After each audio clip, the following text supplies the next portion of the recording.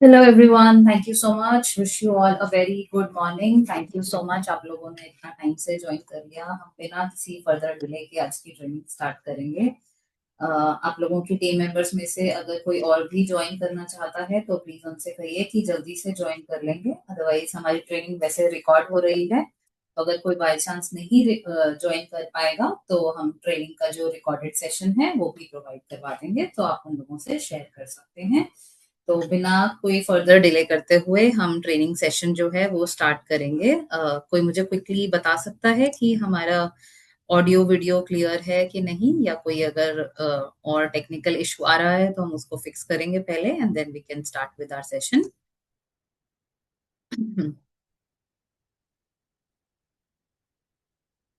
Thank you so much for confirming ma'am.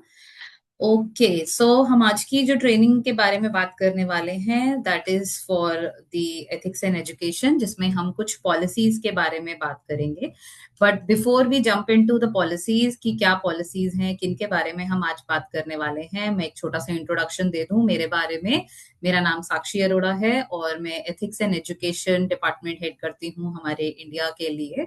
और मुझे almost 2 साल कंप्लीट हो रहे हैं इस महीने में युसाना के साथ, and I am very happy and I am sure आप लोग भी उतने ही एक्साइटेड होंगे पिछले अपने इस जर्नी में। And I wish you all the best, very best and for your future success. तो अगर हम आज की ट्रेनिंग का सेशन अगर स्टार्ट करें तो जैसे मैंने बताया कि I head the ethics and education department for India. But बहुत सारे लोगों को क्वेश्चन ये आता है कि एथिक्स एंड एजुकेशन डिपार्टमेंट होता क्या है, क्यों है ये डिपार्टमेंट, क्या करता है ये डिपार्टमेंट। तो हमारे डिपार्टमेंट का एक छोटा सा मिशन है, अदर देन हमारी कंपनी के होलिस्टिक जो हमारी एक विश है, एक हमारा जो ड्रीम है, उसके हमारी जो मिशन है, उसके अलावा एथिक्स एंड एजुकेशन का एक अपना भी एक मिशन है, that is to provide you guys with all the support. जितना सपोर्ट हम आप लोगों को प्रोवाइड कर सके, टूल्स के थ्रू, एजुकेशन के थ्रू, हम ट्रेनिंग्स के थ्रू, जिस भी तरह से हम आपको हो सके तो हम आपको सपोर्ट प्रोवाइड करना चाहते हैं। We are not suppose to be considered as a department जो बहुत ही पॉलिसी फॉलोइंग वाला होता है, जो बहुत ज्यादा स्कैरी होता है, जो सिर्फ पॉलिसीज को सुनकर और समझ के और सिर्फ एक्शन लेने में बिलीव करता है। नहीं, एथिक्स एंड एजुकेशन डिपार्टमेंट यूसाना में एजुकेशन पे पहले फोकस करता है और बाद में किसी पॉलिसी के वायलेशन पे एक्शन लेने में वी बिलीव। हमारा मोटिव सिर्फ इतना होता है कि हम आप लोगों को पॉलिसी समझाएं, आप लोगों को एजुकेशन प्रोवाइड करें, आपको बताएं कि कैसे आप अपनी सेल्स को इम्प्रूव कर सकते हैं, कैसे अपने बिजनेस को एथिकल बना सकते हैं, क्या एक्शंस आप अवॉइड करके अपने बिजनेस को लॉन्ग टर्म के लिए सक्सेसफुल रख सकते हैं। और अगर कहीं पे जरूरत पड़े कि अगर कहीं कोई पॉलिसी वायलेट हो रही है, अगर किसी की वजह से किसी का नुकसान हो रहा है, तो उस केस में हम एक जो भी अप्रोप्रिएट एक्शन बनता है उस सिचुएशन में हम वो एक्शन ले सके। तो यही एथिक्स एंड एजुकेशन डिपार्टमेंट का एक मिशन है, जिसमें हम लोग आप लोगों को सपोर्ट प्रोवाइड करना चाहते हैं और हम करते भी हैं। और अगर आप लोगों को कभी लगता है कि कहीं पे आप लोगों को कोई डाउट है, कोई आपको पॉलिसी नहीं समझ में आ रही है, तो प्लीज आप लोग हमसे रीच आउट कर सकते हैं।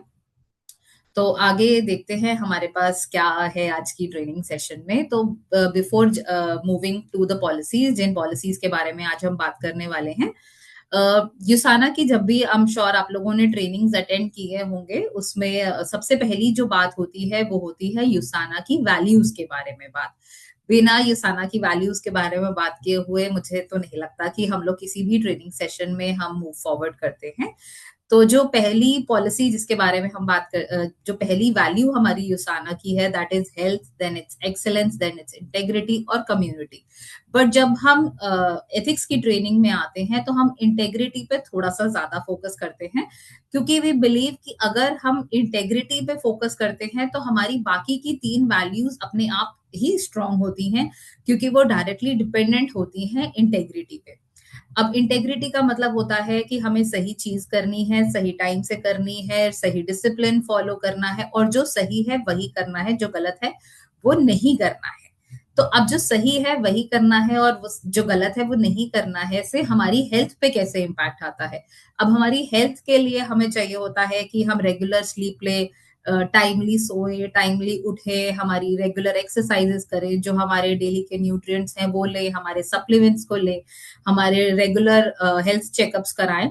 तो वो सब कुछ करने के लिए इंटेग्रिटी जो है वो बहुत हेल्पफुल होता है। वो ऐसे कि अगर हम टाइमली सोएंगे नहीं, टाइमली अपने मेडिसिन नहीं लेंगे, या हमारे सप्लीमेंट्स नहीं लेंगे, या हम अपनी रेगुलर एक्सरसाइज नहीं करेंगे, वो डिसिप्लिन फॉलो नहीं करेंगे, तो हमारी हेल्थ जो है वो मेंटेन्ड नहीं रहेगी। सिमिलर टर्म्स पे अगर हम एक्सेलेंस की बात करें, तो एक्सेलेंस भी जो है वो हमारा इंटेग्रिटी पे फोकस या डिपेंडेंट होता है। वो ऐसे कि अगर हमें किसी चीज में एक्सेल करना है तो हमें बार बार उस चीज की प्रैक्टिस करनी पड़ती है, उस पर फोकस करना पड़ता है, उस पर ध्यान देना पड़ता है। और बार बार किसी चीज को प्रैक्टिस करने के लिए, जैसे हम बचपन से सुनते आ रहे हैं कि practice makes a man perfect, या जो हमें समझाया जा रहा है हमेशा से कि आपकी जो अगर मैथ्स की एक प्रॉब्लम है तो एक क्वेश्चन करके वो आपको हमेशा हर प्रॉब्लम नहीं सॉल्व करना पड़ेगा। आपको अगर एग्जाम में एक्सेल करना है तो आपको बार बार प्रैक्टिस करनी पड़ेगी। सिमिलर टर्म्स पे जैसे हम ड्राइविंग की बात करते हैं, तो सिर्फ एक बार गाड़ी चलाने से नहीं आ जाएगी, हमें हर रोज उसकी प्रैक्टिस करनी पड़ेगी, सो दैट हमें हर तरह के एक्सपीरियंस के लिए हम तैयार रहें। तो अगर हमें किसी चीज में एक्सेल करना होता है तो हमें बार बार उसकी प्रैक्टिस करनी होती है, और प्रैक्टिस करने के लिए हमें वो डिसिप्लिन चाहिए होता है, वो इंटेग्रिटी से मिलता है। तो आई एम श्योर आप लोग मुझसे अग्री करेंगे इस बात पे, बट अगर किसी का कोई क्वेश्चन आता है, कोई इसको काउंटर करना चाहता है, या कुछ और आप लोगों के माइंड में है, तो ऑफ कोर्स आप शेयर कर सकते हैं। लास्ट पार्ट जो हमारा वैल्यूज का आता है, दैट इज कम्युनिटी। कम्युनिटी को हम तभी कुछ अपना रिटर्न में देना चाहते हैं। कम्युनिटीज, हमारी सोसाइटी, हमारा एनवायरनमेंट, हमारी अर्थ, सबके बारे में हम अगर इकट्ठा करके एक बात करें तो हम उसे हम कम्युनिटी कहते हैं। तो कम्युनिटी को भी हम इन रिटर्न तभी कुछ देने की सोचते हैं या कुछ भावना रखते हैं जब हमारा अपना हार्ट जो है वो भरा हुआ होता है, जो फुलफिल्ड होता है, जो फीलिंग ऑफ फुलफिलनेस हमारे अंदर आती है, वो इंटेग्रिटी के थ्रू आती है। अगर हमें लगता है कि हाँ सही है, हमें किसी को कुछ देना चाहिए, हमें फ्यूचर जनरेशन के बारे में सोचना चाहिए, उसके लिए हमें कम्युनिटी में कुछ रिटर्न करना चाहिए, तो दैट इज वेयर हमारा integrity helps us to build the strong community. तो इस तरह से हमारी यूसाना की 4 वैल्यूज जो है वो टुगेदर तो यूसाना की वैल्यूज हैं, बट एक इंटेग्रिटी एक ऐसा वैल्यू है जो हमारी बाकी की 3 वैल्यूज पे भी हमें फोकस करता है उनको मेंटेन करके रखने के लिए। तो बिना आगे डिले करते हुए हमारी आज की पॉलिसीज के बारे में बात करते हैं। वैसे तो यूसाना में 60+ पॉलिसीज है। जब आप लोगों ने साइन अप किया होगा तो आप लोगों ने ये डॉक्यूमेंट्स पर अग्री कर दिया होगा, but most of the time हम लोग सिर्फ आई अग्री पे क्लिक कर देते हैं, हम डॉक्यूमेंट खोलकर पढ़ते नहीं है। As a human nature, I am sure अगर आप लोगों ने पढ़ा है तो बहुत अच्छी बात है, बट जनरल एक आदत होती है कि हाँ हम कोई भी अकाउंट बनाने लगते हैं तो हम आई अग्री करके हम क्लिक कर देते हैं, हम मूव फॉरवर्ड कर जाते हैं, बट हम टर्म्स एंड पॉलिसीज को पढ़ते नहीं है, या समझते नहीं है, या कोशिश नहीं करते। पर थोड़ा सा पॉलिसीज लिखी भी ऐसे होती हैं कि एक लेमैन लैंग्वेज में नहीं भी समझ में आती है कभी कभी। तो इन ट्रेनिंग्स का पर्पस ये है कि हम उन पॉलिसीज को ब्रेक डाउन करके आपको समझाएं कि उन पॉलिसीज में क्या लिखा है, क्या मतलब होता है, कैसे आप उसको अपने बेनिफिट के लिए यूज कर सकते हैं। तो 60 पॉलिसीज को तो हम एक बार में नहीं कवर कर सकते, बट उन 60 पॉलिसीज में से जो आप लोगों के लिए पॉलिसीज बहुत इंपॉर्टेंट है, उनमें से 3 हमने आज पिक किए हैं जिनके बारे में हम बात करना चाहेंगे। पहली पॉलिसी है termination by associate, second is one business per associate, and third is co-applicants. I know आप लोग आप सब लोगों को ब्रांड पार्टनर बोल रहे हैं, बट हम इस पॉलिसी में इसको एसोसिएट वर्ड तब तक रखेंगे जब तक हमारी पॉलिसी ऑफिशियली अपडेट नहीं हो जाती। एक बार हमारी पॉलिसी अपडेट हो जाएगी तो हम यहाँ पे टर्मिनोलॉजी भी अपडेट कर देंगे। फिलहाल के लिए पॉलिसी में यही लिखा हुआ है कि पॉलिसी जो है वो टर्मिनेशन बाय एसोसिएट है, तो हम उसी को फॉरवर्ड करेंगे। तो पहली पॉलिसी जैसे मैंने बताया, टर्मिनेशन बाय एसोसिएट, जो हमारी पॉलिसी नंबर 7 है, उसका मतलब क्या है? जैसे टर्मिनेशन बाय एसोसिएट नाम से ही बहुत क्लियर है कि हम एक हमारे ब्रांड पार्टनर या हमारे एसोसिएट की टर्मिनेशन के बारे में बात कर रहे हैं, but it is a voluntary termination. इसमें कंपनी का कोई रोल नहीं है, कंपनी किसी की आईडी टर्मिनेट नहीं कर रही है। बट अगर हमारे कोई ब्रांड पार्टनर हैं जो अपनी आईडी को टर्मिनेट करवाना चाहते हैं किसी रीजन से, वो आगे काम नहीं कर सकते हैं या कुछ उनको किसी रीजन से अपना काम नहीं करना चाहते हैं या उनको लाइन चेंज करना है या वो कंट्री छोड़कर जा रहे हैं या कोई गवर्नमेंट एम्प्लॉय बन गए हैं जिसकी वजह से उनको नहीं कर पा रहे हैं, तो इन सारे रीजंस में से कुछ भी रीजन अगर होता है या अगर वो रीजन नहीं भी बताना चाहते हैं और वो अपनी आईडी को टर्मिनेट करवाना चाहते हैं, तो वो अपनी आईडी को टर्मिनेट करवा सकते हैं। उसके लिए उनको किसी का कोई राइट वायलेशन नहीं होगा, कंपनी से कोई बाउंडेशन नहीं होगी कि आपने अपनी आईडी को टर्मिनेट क्यों करवाया है।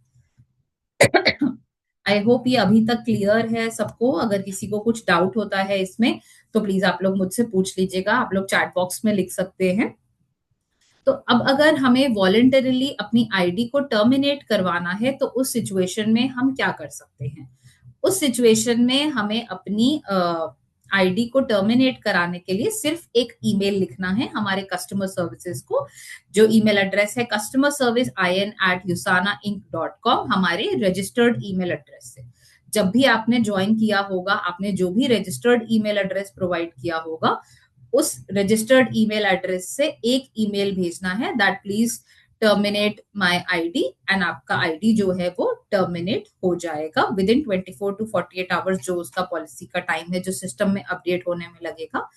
और उसके बाद आपको कोई एक्शन और नहीं लेना है। पर इसका मतलब ये नहीं है कि अगर आपको बिजनेस में आपको कोई प्रॉब्लम है या आपको अच्छा नहीं लग रहा है तो आप डायरेक्टली अपनी आईडी टर्मिनेट करवाएं। हमारा सजेशन यही रहेगा कि आप किसी भी अगर रीजन से टर्मिनेट करवा रहे हैं अपनी आईडी, तो प्लीज जो है वो एक बारी अपने सेल्स टीम से बात करके देखिए, कस्टमर सर्विस में अपनी प्रॉब्लम रेज करके देखिए। अगर आपका ऐसा कोई भी इश्यू है जिसको हम रिजॉल्व कर सकते हैं तो will be more than happy to help you. But अगर आपका फाइनल डिसीजन यही है कि आपको अपनी आईडी और लंबे टाइम तक नहीं चलानी है, आपको अपना बिजनेस बंद करना है, तो आप सिर्फ एक लाइनर ईमेल लिख सकते हैं कि ये मेरा रजिस्टर्ड ईमेल एड्रेस है, ये मेरा आईडी है and I want to terminate my ID. आपकी आईडी को within 24 to 48 hours block कर दिया जाएगा और आपकी आईडी जो है वो सिस्टम में से 6 महीने के अंदर 6 महीने के बाद जो है वो कंप्लीटली टर्मिनेट हो जाएगी। अभी तक तो इस पे किसी का कोई क्वेश्चन नहीं दिख रहा है मुझे, तो आई एम श्योर आप लोगों को अग्री कर रहे होंगे या समझ रहे होंगे इस पॉलिसी को। ये पॉलिसी का इम्पोर्टेंस ये है कि अगर आपको लाइन स्विच करनी है, यानी कि आप अपने करंट नेटवर्क में जहां पर हैं और आपको वहां अच्छा नहीं लग रहा है या आपको अप्रोप्रिएट सपोर्ट नहीं मिल रहा है या आपको लग रहा है कि आप किसी दूसरे सिटी में या दूसरे स्टेट में मूव होना चाहते हैं और आपको वहां ज्यादा सपोर्ट मिलेगा, या आप फिजिकली खुद भी दूसरे स्टेट में मूव हो रहे हैं, उसकी वजह से आपको अपना लाइन अगर चेंज करना है, तो वो 6 मंथ्स का पीरियड का जो कूलिंग ऑफ पीरियड है वो जरूर रहेगा। बट उसके लिए आप अपना आईडी आज टर्मिनेट करवा के 6 महीना वेट करके 6 महीने के बाद जो है कभी भी कहीं पर भी ज्वाइन कर सकते हैं।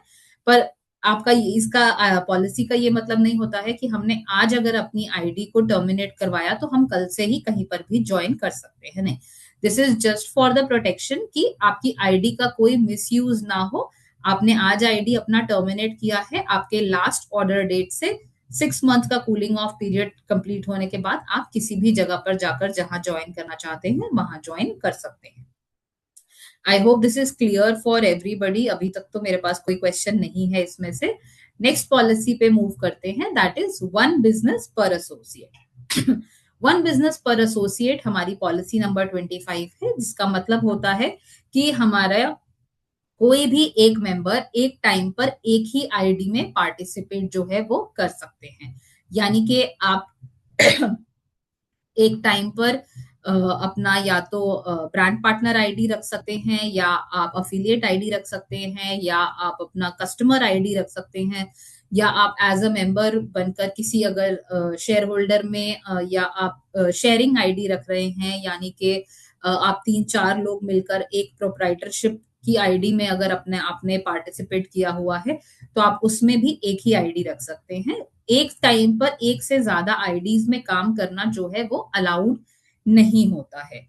एक टाइम पर आप एक ही आईडी पे काम करेंगे, और काम करने का मतलब ये होता है कि आपने अगर एक आईडी पे आज काम करना बंद किया और दूसरी आईडी लगा ली अगले ही दिन या अगले हफ्ते में या अगले महीने में, और आप उसमें काम करना शुरू कर देते हैं और आप पहली आईडी पे काम नहीं कर रहे हैं, दैट डज नॉट मीन कि आप दो आईडीज लगा सकते हैं। आपकी जब तक पहली आईडी टर्मिनेट होकर 6 महीने का कूलिंग ऑफ पीरियड कंप्लीट नहीं करती है, तब तक आप किसी दूसरी आईडी में काम जो है वो स्टार्ट नहीं कर सकते हैं। एक टाइम पर एक ही एक्टिव आईडी रहेगी, एक टाइम पे एक से ज्यादा एक्टिव आईडीज नहीं रह सकते हैं, ना ही सेम स्पॉन्सर के अंडर, ना ही सेम नेटवर्क में, ना ही किसी दूसरे नेटवर्क में। कि अगर आपको कोई ये बोलता है कि आप मेरे ही अंडर अगर आप कर रहे हैं काम और इस लेग में हमें बेनिफिट नहीं हो रहा है, आप अपना दूसरा आईडी लगा लीजिए मेरे ही दूसरे लेग में, हम वहां पर ज्यादा प्रॉफिट कमा पाएंगे, तो वो पॉलिसी का वायलेशन होता है। अगर आपकी एक आईडी एक्टिव है एक टाइम पर पूरे युसाना के नेटवर्क में कहीं पर भी, तो आप दूसरी आईडी पे काम जो है वो नहीं कर सकते हैं। और अगर ऐसा करते हुए पकड़े जाते हैं तो आपकी दूसरी आईडी जो है वो इनवैलिड कंसिडर करके टर्मिनेट कर दी जाएगी। उसमें टाइटल का कंसिडरेशन नहीं किया जाता है कि आपने दूसरे वाले आईडी में अगर ज्यादा बेटर टाइटल अचीव कर लिया है तो आपको दूसरी आईडी में काम करने का राइट मिल जाएगा, नहीं। The policy is same and fair for everybody. एक टाइम पे एक ही आईडी में काम करेंगे हम, और चाहे जिसका टाइटल कुछ भी हो, जब तक पहली आईडी एक्टिव है दूसरी आईडी को इनवैलिड ही कंसिडर किया जाएगा, दूसरी आईडी को वैलिड कंसिडर नहीं किया जाएगा।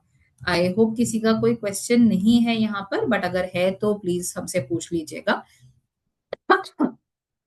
वैसे तो हम हस्बैंड एंड वाइफ को एक ही कंसिडर करते हैं, वो एक पार्टनरशिप में होते हैं, लाइफ में भी और बिजनेस में भी हम उन्हें कंसिडर करते हैं।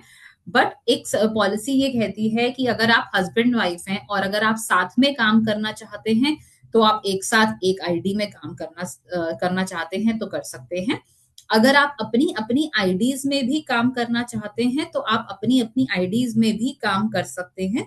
उसका पॉलिसी का पॉइंट सिर्फ ये रहता है कि आपका जो स्पॉन्सर होना चाहिए वो आपका हस्बैंड या आपकी वाइफ ही होनी चाहिए, कोई और आपका स्पॉन्सर या आपका वो नहीं हो सकता है। लेट्स से अगर मैंने ज्वाइन किया है पहले और अगर मेरे हस्बैंड को ज्वाइन करना है तो उनकी डायरेक्ट स्पॉन्सरशिप मेरे अंडर ही हो सकती है, मेरे अपलाइन उनके स्पॉन्सर नहीं हो सकते। मेरे अपलाइन ने मुझे भी स्पॉन्सर किया और मेरे हस्बैंड को भी स्पॉन्सर किया, ऐसा नहीं हो सकता। अगर मेरे अपलाइन ने मुझे स्पॉन्सर किया है तो मेरे हस्बैंड की स्पॉन्सर मैं होंगी। अगर मेरे अपलाइन ने पहले मेरे हस्बैंड को स्पॉन्सर किया है तो मेरी स्पॉन्सरशिप मेरे हस्बैंड के थ्रू आएगी, मेरे अपलाइन के थ्रू नहीं आ सकती है। I hope this is clear.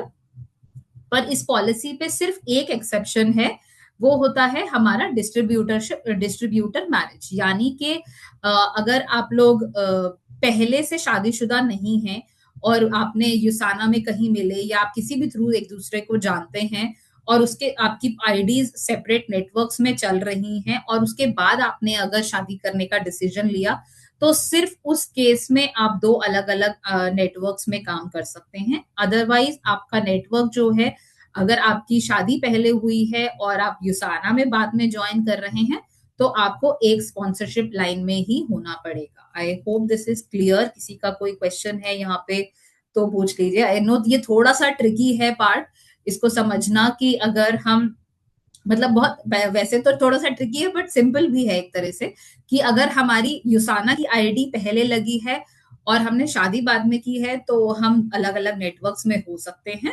But अगर हमारा शादी जो है वो पहले हो रखी है तो हमें एक ही लाइन में बिजनेस करना होगा, हम अलग अलग लाइन में बिजनेस जो है वो नहीं कर सकते। हाँ, आई होप दिस इज क्लियर। और ये पॉलिसी ये भी कहती है कि जैसे कि वन बिजनेस पर एसोसिएट में हम अगर एक आईडी में हस्बैंड वाइफ काम नहीं कर रहे हैं और दोनों अपने अपने आईडीज में काम कर रहे हैं तो दोनों अपने अपने बिजनेसेस के लिए रिस्पॉन्सिबल हैं। अगर वो दोनों एक साथ काम कर रहे हैं एक बिजनेस आईडी में, then it is absolutely okay. But अगर दोनों के अपने अपने अकाउंट्स हैं तो हस्बैंड का कोई इंटरफेरेंस नहीं रहेगा वाइफ की आईडी में और वाइफ का कोई इंटरफेरेंस नहीं रहेगा हस्बैंड की आईडी में। ऐसा नहीं होना चाहिए कि हस्बैंड वाइफ दोनों की आईडीज लगाई हुई हैं और हस्बैंड ही हैं जो दोनों के अकाउंट्स ऑपरेट कर रहे हैं और वाइफ को कोई आइडिया नहीं है कि उनके बिजनेस में क्या हो रहा है। ना ही ये होना चाहिए कि वाइफ जो है वो दोनों के बिजनेसेस को ऑपरेट कर रही हैं और हस्बैंड को कोई आइडिया नहीं है कि बिजनेस में क्या हो रहा है। तो अगर आप लोग अपने अपने आईडीज बनाकर काम करना चाहते हैं तो अपने अपने बिजनेसेस के लिए आप खुद रिस्पॉन्सिबल हैं। अगर इकट्ठा काम करना चाहते हैं एक आईडी में, तो then that is absolutely okay. But उसमें भी जिसके नाम की आईडी है, अगर हस्बैंड के नाम की आईडी है और वाइफ उनको सपोर्ट कर रही हैं, तो हस्बैंड शुड नो कि उनके अकाउंट में क्या हो रहा है। अगर वाइफ मेन एप्लीकेंट है और वाइफ के नाम की आईडी है, तो वाइफ को पता होना चाहिए कि बिजनेस में क्या हो रहा है। That is what the policy suggest. I hope this is clear. किसी का कोई डाउट है यहाँ पे? I have a question here. Yes, they're saying, what about children and parents? In some cases, from family joins in other lines. Sir I know India में जो है ये पॉलिसी थोड़ी सी ट्रिकी होती है, क्योंकि हम लोग फैमिली में बहुत क्लोजली रहते हैं। बट क्योंकि यूसाना की पॉलिसीज जो है वो यूएस से बनकर आती हैं और वो सब कंट्रीज में सेम रहती हैं, जहां पर पेरेंट्स को और बच्चों को अलग अलग सेपरेट एंटिटी कंसिडर किया जाता है। क्योंकि इंडिया में होता है कि बच्चे साथ में रह रहे होते हैं, बट यूएस में या अदर कंट्रीज में ऐसा नहीं होता है। वहां पे बच्चे यूजुअली 17-18 साल के होने के बाद दूसरे सिटीज में चले जाते हैं, अपने लिए खुद रिस्पॉन्सिबल होते हैं। तो फैमिली ज्वाइनिंग वाला रूल जो है वो यूसाना में नहीं है।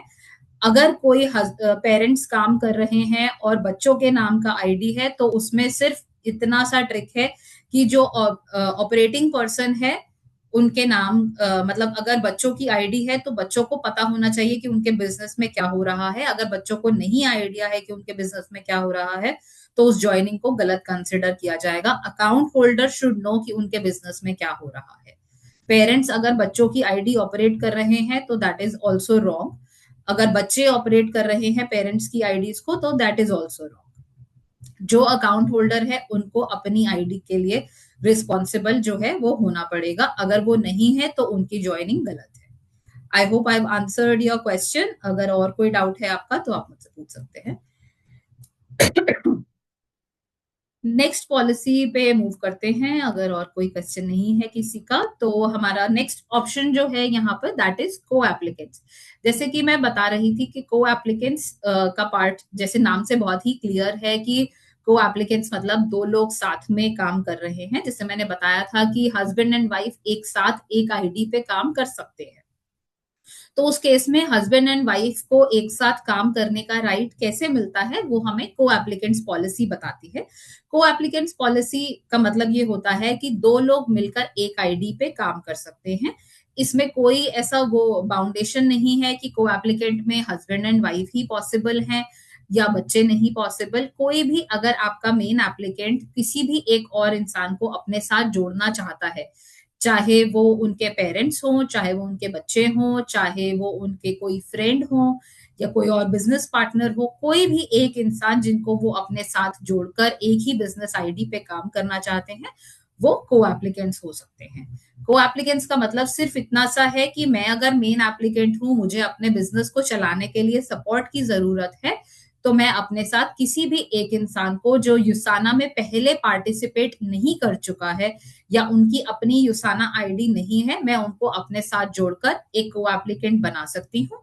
ये बेनिफिट ऐसे है कि अगर कुछ लोग होते हैं जो सोशल मीडिया हैंडल करने में बहुत अच्छे होते हैं, कुछ लोग फिजिकल मीटिंग्स में बहुत अच्छे होते हैं, या कुछ लोगों को बिजनेस प्लान समझाना बहुत अच्छे से आता है, या कुछ लोगों को प्रोडक्ट्स की नॉलेज बहुत बेटर होती है, और वो दो लोग मिलकर साथ में एक बिजनेस आईडी पे काम करना चाहते हैं ताकि उनका लोड शेयरिंग जो है बिजनेस का वो हो सके, तो उस केस में को एप्लीकेंट्स जो है वो बहुत अच्छा फीचर होता है, जिसमें दो लोग मिलकर आधा आधा बिजनेस की अपनी रिस्पॉन्सिबिलिटीज शेयर करके बिजनेस को जो है वो रन कर सकते हैं।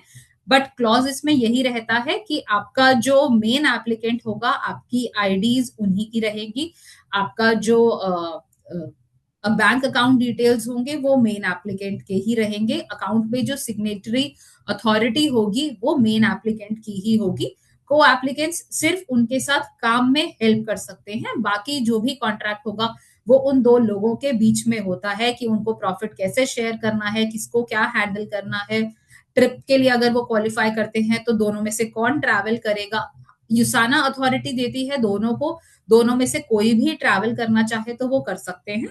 बट जो आपका डिसीजन होगा वो आप दोनों में से होगा। अगर आप लोग एक टिकट के लिए क्वालिफाई करते हैं तो कोई एक जना ही जाएगा, अगर आप 2 टिकट्स के लिए क्वालिफाई करते हैं तो मेन एप्लीकेंट को एप्लीकेंट दोनों भी ट्रैवल कर सकते हैं, but that totally depends on कि आपने कितने टिकट के लिए क्वालिफाई किया है। कई बार ऐसे होता है कि मेन एप्लीकेंट ने एक टिकट के लिए क्वालिफाई किया है एंड दे आर सेइंग कि हमको दोनों को ट्रैवल करना है क्योंकि हम को एप्लीकेंट्स है।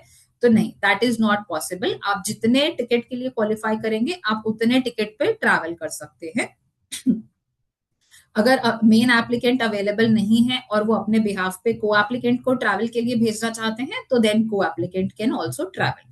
अब इसमें देखना सिर्फ यही होता है कि हमारा जो को एप्लीकेंट है उसको ऐड कैसे करना है अकाउंट पे।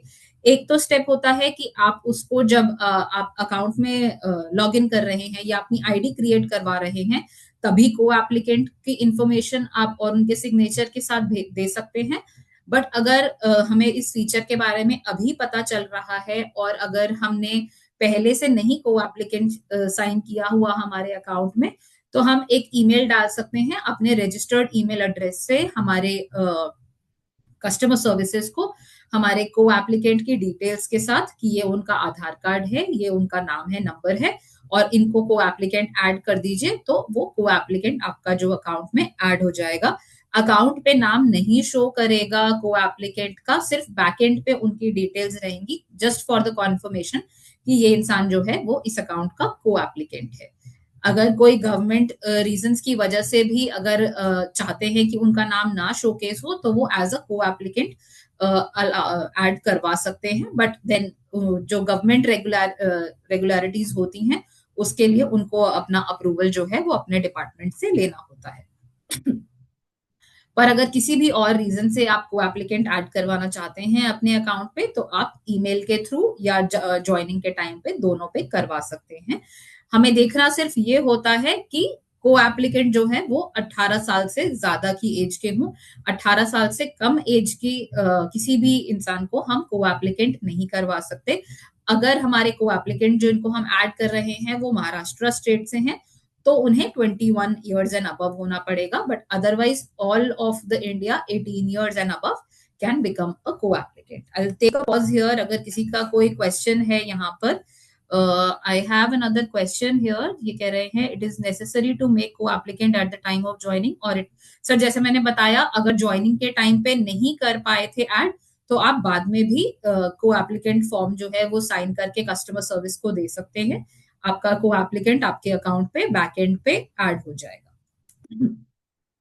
एक बहुत इंपॉर्टेंट पार्ट जो आता है इस पॉलिसी का वो ये है कि कोई भी को एप्लीकेंट जो है वो प्रीवियसली यूसाना में कभी भी ऑपरेट किए हुए नहीं होने चाहिए, या अगर हैं तो कम से कम उनको 1.5 से 2 साल का टाइम हो जाना चाहिए तभी वो को एप्लीकेंट बन सकते हैं। अदरवाइज वो को एप्लीकेंट जो है वो नहीं बन सकते हैं। 1.5 से 2 साल का टाइम हम इसलिए बोल रहे हैं कि अगर वो कभी यूसाना में थे और उन्होंने अपनी आईडी एक्टिव रखी हुई है और वो नहीं टर्मिनेट हुई है तो 2 साल का टाइम पीरियड होता है एक आईडी को डीएक्टिवेट होने के लिए अपने आप सिस्टम में से। तो अगर 2 साल का ब्रेक पीरियड है बीच में तो आप किसी पुराने यूसाना मेंबर को एप्लीकेंट बना सकते हैं। अदरवाइज कोई पुराना एग्जिस्टिंग या पुराना यूसाना का मेंबर जो है वो को एप्लीकेंट नहीं बन सकता है। अब आप पूछेंगे कि ऐसा क्यों, कि हम अगर किसी यूसाना मेंबर को एप्लीकेंट क्यों नहीं बना सकते, तो वो इसलिए क्योंकि लेट से आपकी कोई एक आईडी थी, आपने अपने नेटवर्क में आपने काम करना छोड़ दिया, आपने वहां पे टर्मिनेशन के लिए डाल दिया और अगले ही दिन आप किसी दूसरी जगह पर मेन एप्लीकेंट की जगह को एप्लीकेंट साइन अप हो जाते हैं और उन्हें सपोर्ट करना शुरू कर देते हैं तो वो हमारी टर्मिनेशन बाय एसोसिएट और वन बिजनेस पर एसोसिएट दोनों ही पॉलिसीज के वायलेशन में होगा। तो इसलिए हम कहते हैं कि को एप्लीकेंट्स जो हैं वो एक बिल्कुल ही न्यू मेंबर को बनाया जा सकता है, एग्जिस्टिंग को यूसाना मेंबर को हम को एप्लीकेंट नहीं बना सकते हैं। I hope this is clear. अगर किसी का यहाँ पे कोई क्वेश्चन है तो प्लीज मुझसे पूछ लीजिएगा। एक और क्वेश्चन आया है, can an applicant become a main applicant after this any time later. Sir co-applicant से मेन एप्लीकेंट बनने के लिए जो बिजनेस ट्रांसफर पॉलिसीज के डॉक्यूमेंट्स हैं वो पूरे देने होते हैं। अगर आपका बिजनेस ट्रांसफर का केस जो है वो अप्रूव होता है तभी को एप्लीकेंट मेन एप्लीकेंट बन सकता है। Otherwise they can only act as a co applicant even in case of the main applicants demise या किसी और इनकैपेसिटेशन की वजह से मेन एप्लीकेंट काम नहीं कर रहे हैं, तो भी बिजनेस ट्रांसफर पॉलिसी को ही कंसिडर किया जाता है।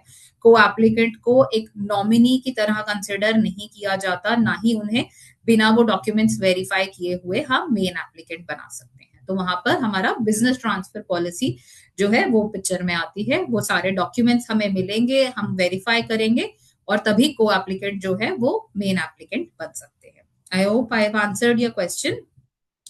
नेक्स्ट हम इसमें देखते हैं कि हमने एज की रिक्वायरमेंट जैसे बताई थी कि मिनिमम एज रिक्वायरमेंट जरूर मीट होनी चाहिए हमारी, 18 years for entire India except for Maharashtra it's 21 years and above.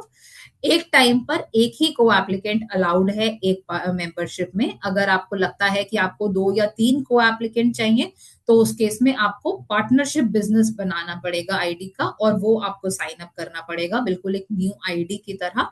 एक अकाउंट पर एक ही मेन एप्लीकेंट और एक को एप्लीकेंट हो सकता है। I hope this is clear. Last हमारा पॉलिसी जो मैंने अभी क्वेश्चन आंसर किया, if an associate wishes to transfer business to co applicant they will have to follow the transfer policy. बिना ट्रांसफर पॉलिसी फॉलो किए हुए को एप्लीकेंट जो है वो मेन एप्लीकेंट नहीं बन सकते हैं। That is all that I have for today. अभी किसी का और कोई क्वेश्चन है इसमें तो आप लोग पूछ सकते हैं, नहीं तो I have a small questionnaire आप लोगों से कंफर्म करने के लिए कि आपको पॉलिसी समझ में आए, या एक नॉलेज चेक है छोटा सा हमारा क्विज। अगर आप लोग उसको आंसर करेंगे तो it will be very beneficial for all of us. Sir nominee जो है, एक और क्वेश्चन हमारे पास आया है, is there possible to do nominee of son in both the parents. Sir nominee का पॉलिसी जो है वो यूसाना में एप्लीकेबल नहीं है। यूसाना सिर्फ ये कहती है कि अगर आपको किसी भी हमारे ब्रांड पार्टनर को कुछ हो जाता है और उस केस में बिजनेस ट्रांसफर की रिक्वेस्ट आती है, तो जो भी आपका लीगल हेयर होगा या नेक्स्ट ऑफ किन होगा, जो भी गवर्नमेंट डॉक्यूमेंट्स हमें प्रोवाइड करेगा कि आपके ये मेंबर हैं, उसी को बिजनेस ट्रांसफर होगा। अदरवाइज हमारा नॉमिनी का कोई पॉलिसी जो है वो नहीं यूसाना में अवेलेबल अभी तक। तो आई होप और किसी का कोई क्वेश्चन नहीं है इसमें। What about legacy? लेगेसी में सर आप क्या पूछना चाह रहे हैं? आई एम नॉट श्योर कि लेगेसी से आपका क्या मतलब है। यहाँ पे आपकी आईडी को अगर आपको आपके रहते हुए आप ट्रांसफर करना चाहते हैं, तो हमारा ट्रांसफर के डॉक्यूमेंट्स लगते हैं, वो आप किसी को भी आगे अपने बिजनेस में अपनी फैमिली में आप ट्रांसफर कर सकते हैं, या अपने फ्रेंड्स में जिसको भी आप ट्रांसफर करना चाहें आप कर सकते हैं। और अगर आपके क्वेश्चंस रिगार्डिंग उस केस में है जहां पर हमारे मेन एप्लीकेंट को कुछ हो जाता है, तो उस केस में भी अलग डॉक्यूमेंट्स लगते हैं, बट वो गवर्नमेंट जो भी आपका पावर ऑफ अटर्नी या जो भी हमारे पास पॉसिबल डॉक्यूमेंट्स होंगे, उसके बेसिस पे वो डिसीजन लिया जाता है। सिर्फ एक नॉमिनी का नाम दे देने से यूसाना नहीं कंसिडर करती कि बिजनेस के राइट्स हम किसी को भी दे देते हैं। जो भी गवर्नमेंट अप्रूव्ड लीगल एयर होगा आपका, उसी के नाम पे आपका यूसाना का बिजनेस जो है वो ट्रांसफर होगा, इन केस हमारे जो भी मेंबर हैं वो अगर नहीं रहते हैं। I hope I have answered all of your questions. अगर किसी का can I transfer business by both the parents to my son? नहीं सर, एक इंसान के नाम पे एक ही का आईडी रह सकता है, तो दो लोगों की आईडी का ओनर एक इंसान नहीं बन सकता है। आपका जो भी अकाउंट डिटेल होगा वो आप एक ही को ट्रांसफर कर सकते हैं, दो लोगों को ट्रांसफर आप नहीं, मतलब एक ही इंसान को एक आईडी मिलेगी, दो लोगों की आईडी एक इंसान को नहीं मिल सकती है। जैसे आपके केस में आप बोल रहे हैं आपकी और आपकी वाइफ की आईडी आपको अपने बेटे को ट्रांसफर करनी है, तो नहीं, वो पॉसिबिलिटी नहीं है। एक टाइम आपका जो भी बिजनेस है आपका या आपकी वाइफ का, वो आपके सन के नाम पे एक ही इंसान पे ट्रांसफर हो सकता है। इन केस अगर आपके घर में कोई और दूसरा इंसान है ही नहीं जिसके नाम पे आप अपने वाइफ का आईडी को ट्रांसफर कर सकते हैं, तो उसके लिए हम एक केस बिल्ड करके हम आगे भेज सकते हैं एथिक्स कमेटी को, और एक्सेप्शन की अगर कोई रिक्वायरमेंट होगी तो हम चेक करवा सकते हैं। बट ऐसे केसेस में थोड़ा रेयर होता है, बट हम we can always give it a try कि हमारे पास सिचुएशन थोड़ी क्रिटिकल है, दो लोगों का बिजनेस है और हम एक ही को ट्रांसफर करना चाहते हैं, या अगर उस केस में हम आपके सन की जो भी वाइफ है, आपकी डॉटर इन लॉ है, उनके नाम पे अगर ट्रांसफर हो सकता है, तो वो पॉसिबिलिटी हम देख सकते हैं। But that depends on the case कि सिचुएशन क्या है, बिजनेस कितना क्रिटिकल है, कितना बड़ा है, उन सब चीजों को ध्यान में रखते हुए ethics committee will form a decision कि हम इस केस में क्या कर सकते हैं. I hope I have answered your question. I can take a pause here अगर किसी का कोई भी और क्वेश्चन है यहाँ पर. नहीं तो I can move forward to the knowledge check. हमारा पहला क्वेश्चन है यहाँ पर एक केस स्टडी के फॉर्म में. Due to some personal obligations Anita decided not to continue as USANA associate. What should Anita do about her associate ID? Can somebody answer this question for me? अगर अनीता किसी ऑब्लिगेशन की वजह से यूसाना एसोसिएट काम नहीं कर पा रही हैं एज अ यूसाना एसोसिएट, तो उनको अपनी आईडी के बारे में क्या करना चाहिए?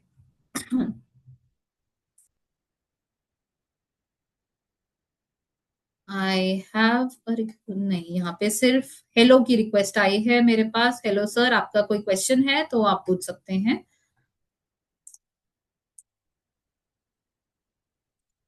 I can give you a minute. आप अपना आंसर भी टाइप कर सकते हैं, आप लोग अपना क्वेश्चन भी टाइप कर सकते हैं. क्वेश्चन सिर्फ ये है कि अगर किसी पर्सनल ऑब्लिगेशन की वजह से अनीता अपनी आईडी में काम नहीं करना चाहती हैं, तो what should Anita do about her associate ID? उनको अपने आईडी का क्या करना चाहिए? So the answer is Anita should send an email to customer services from her email on file with Usana. यानी कि उनको अपने रजिस्टर्ड ईमेल एड्रेस से एक ईमेल भेजना चाहिए हमारे कस्टमर सर्विसेज को. That is customer service in@usana.inc.com, जिसमें लिखा होना चाहिए कि वो अपनी आईडी को कैंसिल करना चाहती हैं ताकि उनकी आईडी को कैंसिल कर दिया जाए और कोई उनके एब्सेंस में उस आईडी को मिसयूज जो है वो नहीं करना चाहिए. तो इस केस में एक चीज और है कि यहाँ पर यूसाना में अनीता जो है वो अपनी एसोसिएट आईडी टर्मिनेट करवाना चाहती हैं. बट एसोसिएट आईडी टर्मिनेट करवाकर अगर वो प्रेफर्ड कस्टमर बनना चाहती हैं तो she can still become a preferred customer. उसके लिए कोई उन्हें वेटिंग टाइम की जरूरत नहीं होती. उन्हें अपनी आईडी को टर्मिनेट करवाकर वो प्रेफर्ड कस्टमर बनकर सिर्फ अगर प्रोडक्ट्स यूज करना चाहती हैं तो that she can do. Otherwise she can leave that is on her own wish. कि अगर वो यूसाना में एसोसिएट बनकर खुश नहीं है और वो सिर्फ प्रेफर्ड कस्टमर बनकर रहना चाहती हैं, तो वो अपनी प्रेफर्ड कस्टमर आईडी को जो है वो टर्मिनेट करवा सकती है. नेक्स्ट क्वेश्चन इसमें आता है कि 8 महीने के बाद यूसाना में जो भी अनीता की ऑब्लिगेशंस थी वो खत्म हो चुकी हैं. अब वो वापस से ज्वाइन करना चाहती हैं एज एन एसोसिएट. तो उनके ऑप्शंस क्या हैं इस केस में? इस केस में अनीता जो है वो अपनी डिस्ट्रीब्यूटर पहले वाली कैंसिल करवा चुकी थी. उनको 6 महीने हो चुके थे. तो अनीता क्वालिफाई करती हैं किसी भी नई जगह पर एनरोल करने के लिए. वो अपनी प्रेफर्ड कस्टमर आईडी अगर उन्होंने बनवाई थी तो उसको कैंसिल करवाकर अपना एसोसिएट आईडी किसी भी नए नेटवर्क में वो ज्वाइन करवा सकती हैं.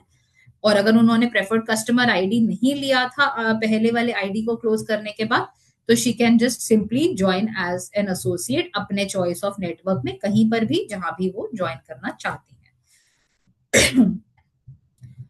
यहाँ पर एक क्वेश्चन आया है मेरे पास. I am a professional doctor and for my patient sometimes I have to use other products for better results along with USANA products. However, USANA can be my priority network. Can I do this? Sir, आपका question जो है वो other products आपने लिखा है, but I have to understand कि आप किन अदर प्रोडक्ट्स के बारे में बात कर रहे हैं. तो if you don't mind I will like to take this question offline. जो भी आपके प्रोडक्ट की डिटेल है, क्या आप करना चाह रहे हैं, तो वो हम इस कॉल के बाद मैं आपको अपना नंबर शेयर कर दूंगी. हम अलग से इस बारे में बात कर सकते हैं क्योंकि सिर्फ अदर प्रोडक्ट्स पे मुझे थोड़ा डिफिकल्ट होगा आंसर करना. कि मुझे समझना पड़ेगा कि आप किन और प्रोडक्ट्स को यूज कर रहे हैं और किन केसेस के बारे में आप बात कर रहे हैं. नेक्स्ट हमारा जो क्वेश्चन है इसमें ये ट्रू और फॉल्स के फॉर्म में आता है. आई वुड जस्ट रिक्वेस्ट आप लोगों को, अगर लगता है कि जो स्टेटमेंट लिखा है वो सही है तो ट्रू लिख दीजिएगा. अगर आपको लगता है कि जो स्टेटमेंट आपने लिखा है वो फॉल्स है या गलत है तो प्लीज उसको फॉल्स लिख दीजिएगा. This is very simple to answer. आपको सिर्फ 1 वर्ड में आंसर देना है. तो पहला स्टेटमेंट हमारा ये है An associate is allowed to have more than one USANA associate ID. Is it true or is it false? यानी कि एक एसोसिएट को एक टाइम पे एक से ज्यादा एसोसिएट आईडी बनाना अलाउड है. इज इट ट्रू और इज इट फॉल्स? आपको सिर्फ वन वर्ड में आंसर लिखना है, ट्रू या false. Can anybody quickly answer this?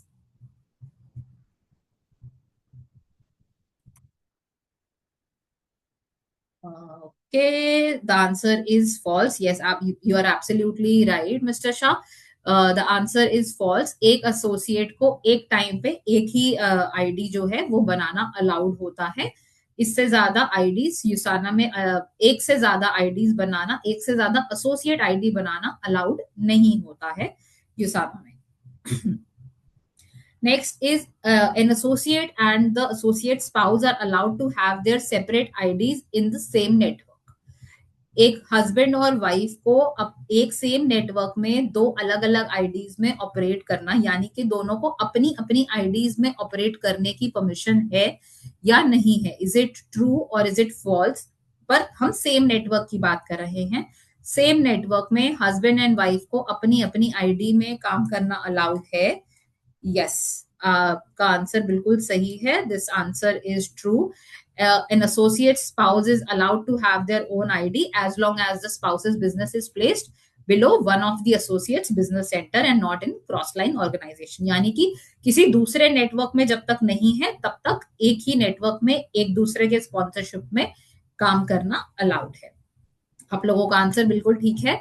Last true and false का क्वेश्चन हमारे पास है. If both spouse have different IDs then is it okay for one person to be working in both IDs? यानी कि husband and wife की दोनों की अपनी अपनी आईडीज हैं, लेकिन एक ही इंसान है, यानी कि हस्बैंड ही है या जो अपनी और अपनी वाइफ की आईडी में काम कर रहे हैं, या वाइफ ही है जो वाइफ की और अपनी और अपने हस्बैंड की आईडीज में काम कर रहे हैं. तो क्या एक ही इंसान दो लोगों की आईडीज में काम कर रहा है? इज दिस अलाउड और is this not allowed? I got the answer as no. Yes, आपका आंसर बिल्कुल ठीक है. This is not allowed. एक टाइम पर एक अगर अपनी अपनी आईडीज है तो वो अपने अपने आईडी के लिए खुद रिस्पॉन्सिबल है. एक साथ काम करना है तो एक आईडी में काम करना होगा. हस्बैंड दोनों की आईडीज ऑपरेट नहीं करेंगे, ना ही वाइफ दोनों की आईडीज में ऑपरेट करेंगे. थैंक यू सो मच आप लोगों की पार्टिसिपेशन के लिए. और इसके बाद हमारे पास सिर्फ आपके लिए थोड़े से टूल्स एंड रिसोर्सेज हैं, जहां पर आप अगर इस क्यूआर कोड का स्क्रीनशॉट ले लें या इसको स्कैन कर लेंगे तो you will go to the hub, हमारे ethics in education India page पे, जहां पर हमारे कोर्सेज आपको जो है वो मिल जाएंगे, जिससे कि आप हमारे कोर्सेज को चेक कर सकते हैं. आप चाहे तो ले सकते हैं. उसमें बहुत सारे कोर्सेज अवेलेबल है. जैसे कि आप अगर कहीं पे स्पीकर बनने वाले हैं तो स्पीकर के आप ले सकते हैं. अगर आप कुछ प्रमोशंस करते हैं तो उसमें एडवर्टाइजमेंट चेकलिस्ट का एक कोर्स है, वो आप ले सकते हैं, जिससे कि आपको बेनिफिट मिल सके. टूल्स एंड रिसोर्सेज में हमारे पास एक हमारा फेसबुक का पेज भी है. अगर आप चाहें तो आप इसको फॉलो कर सकते हैं. इस क्यूआर कोड के थ्रू आप इस पेज पर पहुंच जाएंगे. इस पेज पर 11,000 से ज्यादा फॉलोअर्स हैं and it's a globally operated page, जहां पे हम हर हफ्ते नया कंटेंट डालते हैं, विच इज नॉट लिमिटेड सिर्फ इंडिया के लिए, बट हमारे अदर मार्केट्स के पोस्ट भी इस पे डलते हैं. तो आप उनसे भी इंस्पिरेशन और आइडियाज ले सकते हैं कि किस तरह के पोस्ट हम अपनी कंट्री के लिए बना सकते हैं और उनको शेयर भी कर सकते हैं. This is my name, number and my email address. अगर किसी को मुझसे कोई भी क्वेश्चन पूछना है regarding policies, you can always reach out to me on this number. आपको लगता है आपके टीम के लिए अलग से आपको एथिक्स की ट्रेनिंग की जरूरत है, या आप चाहते हैं कि मैं आपके किसी ट्रेनिंग में आके बात करूं, तो you can always reach out to me on this number. हम आपके ग्रुप के लिए अलग से ट्रेनिंग भी ऑर्गेनाइज कर सकते हैं ऑन योर रिक्वेस्ट. तो this is my number, this is my email address. Please keep it safe with you. आपको कभी भी कुछ भी डाउट होता है तो you can always reach out to me. ये नंबर व्हाट्सएप पर भी अवेलेबल है, सो इफ यू फील कि आपको व्हाट्सएप करके कुछ पूछना है तो आप वो भी कर सकते हैं.